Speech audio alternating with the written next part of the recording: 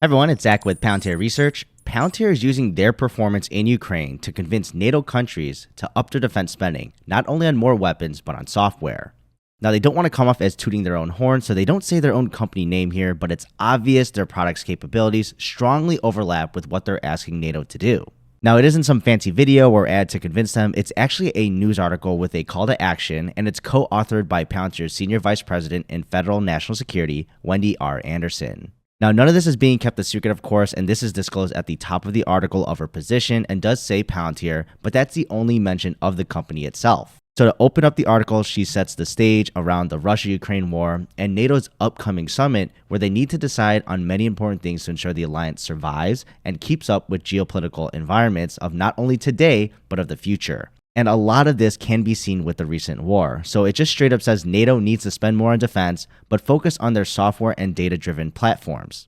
And rightly so, in my opinion, the focus has been on hardware, which does take up a huge portion of budgets, and that will never go away. But it shouldn't be at the expense of underinvestment in software capabilities that can actually enhance your usage of those military hardware products. But they go further to say there are already commercial available products, so this can be used and have been used in Ukraine, adding value to their older generation of hardware performance, while also letting them know that Ukrainian commanders themselves, when using the software, spend less time and ammunition destroying the targets with precision strikes. Now, this is widely known already and said by Palantir themselves that they've been helping Ukraine with targeting, and this is the core of things keeping Ukraine in the war because of their limited availability of resources and dependency on NATO to provide munitions. Obviously, Russia has their own issues with production as well and ramping that up, but at least they can control that versus Ukraine, who's relying on others. And akin to updating your phones, you improve your targeting software with updates to continue making your older equipment as effective as possible and as long as possible. Now they move on to what is already running these, which is algorithms, and making it possible, which is data integration and interoperability among all these different sources. Ukraine has been standing because of these reasons and is using this to stay alive and fight on the battlefield because they can get a full picture. And this is on purpose, of course, for them to point out, because NATO is a bunch of different countries and you want to share data to be useful, but you need to do it in a secure manner without revealing your country's cards over a large battlefield, which would be all of Europe.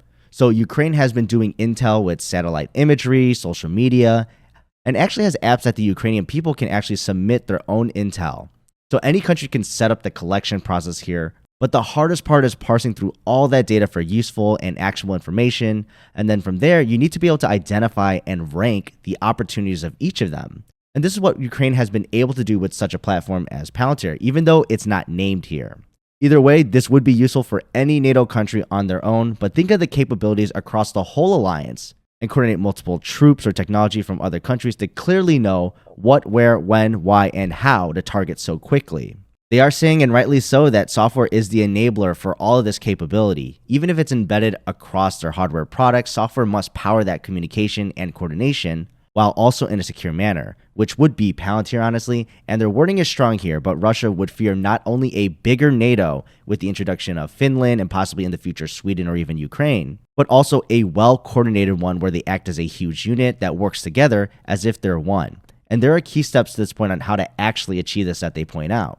They need to design their systems with future developments and updates in mind. You can't build for today only. You have to build the infrastructure to push improvements to your products in the future. And this is an obvious reference to Palantir's product Apollo, which was actually covered by Cisco at the latest AIPCon, where they can push different WebEx updates across many different security protocols around the world at different timings in an easily manageable way. Next, they need to shorten the product development to implementation cycle. So basically saying we need to build and use stuff faster, and also that AI programs will never be done, because in any software company, you're only working on an iteration of a product, and there will always be updates until the day it dies or is replaced. And lastly, governments and the private sector must team up. There are already great products and innovations being developed on the business side because of the motivations and allocations of capital are more efficient than a government can solely do themselves. So why not leverage those and save money and time on something of higher quality? Of course, there needs to be some level of coordination, tweakability for security purposes, but countries should leverage their economies for their defenses. She even brings up the off-the-shelf example used in Ukraine like the Brave One platform. Then they close out reiterating all those points that NATO needs to spend more on software for their future of defense, with all of these key points in mind that they need to have interoperability and that Ukraine is the best example on how a country as small as they are can stand up to the endless onslaught of Russia's meat grinder. And that's the whole persona you could say for Palantir, is that they have products that work and have been tested on the battlefield. Now you can tell this is a very well written and clear article here. It's obviously a call to action for NATO, with convincing examples from Ukraine to use not only Palantir, but other software products that work and can implement AI into the alliance, or at least individual member countries. Now, I'm not expecting immediate action or changes because everyone's country has their own politics involved, but the Russia-Ukraine war has been the glaring neighbor of what can happen if complacency can take place here, or if someone thinks that they can just take advantage of you. Now, the likeliness of attacking NATO, in my opinion, is very low, because if you mess with one, you're messing with all, basically.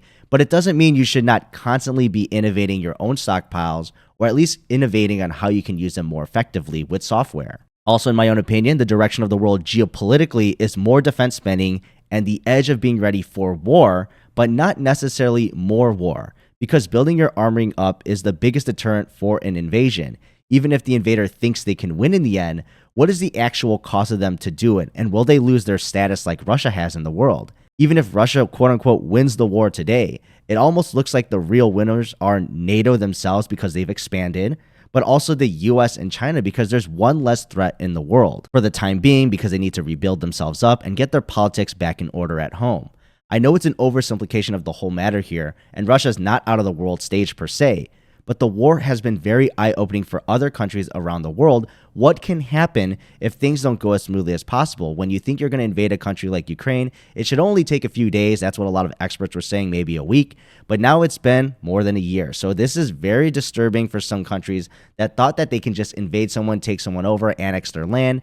I know it did happen to Ukraine back in 2014, and it did go to Russia's favor, taking Crimea.